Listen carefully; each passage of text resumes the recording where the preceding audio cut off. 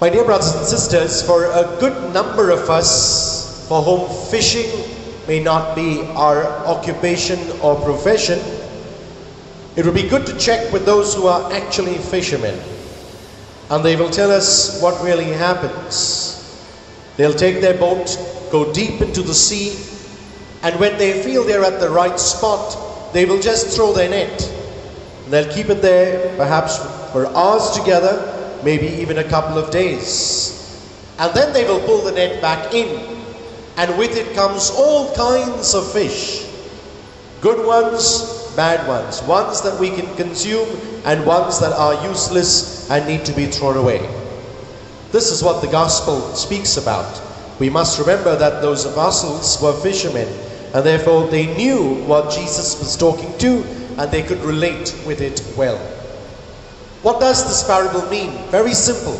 Jesus talks about this in comparison to what's going to happen on Judgment Day at the end of time.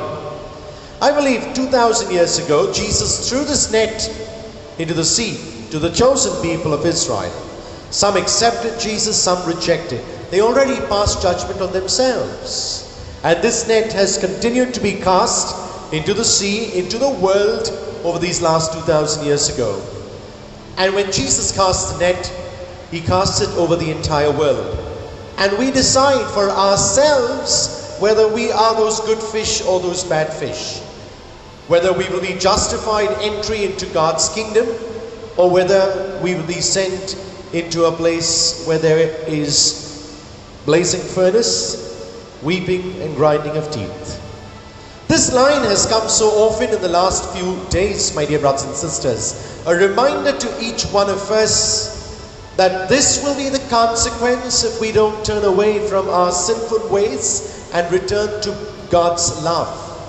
Opportunities galore are being given to us. I believe Jesus has not just cast his net once. He will keep casting it again and again and again, always with this hope that he will keep catching good fish. We pass judgment on ourselves, my dear brothers and sisters. And I suggest we not wait for that day of judgment when there will be the separation of the sheep and the goat, or the separation of the good fish and the bad ones. Hopefully, none of us will deserve to be thrown away from God's presence into this blazing furnace. I pray that each one of us use whatever opportunities and moments come our way, so that there will be a change of heart, there will be a movement away from sin, returning back to the love of God. Let's not waste these opportunities. Let's keep our eyes open at all times so that we can see these opportunities in front of us. Let's keep our ears open so we can hear the voice of God speaking to us. And above all, let's keep our hearts open so that we can love as Jesus wants us to love.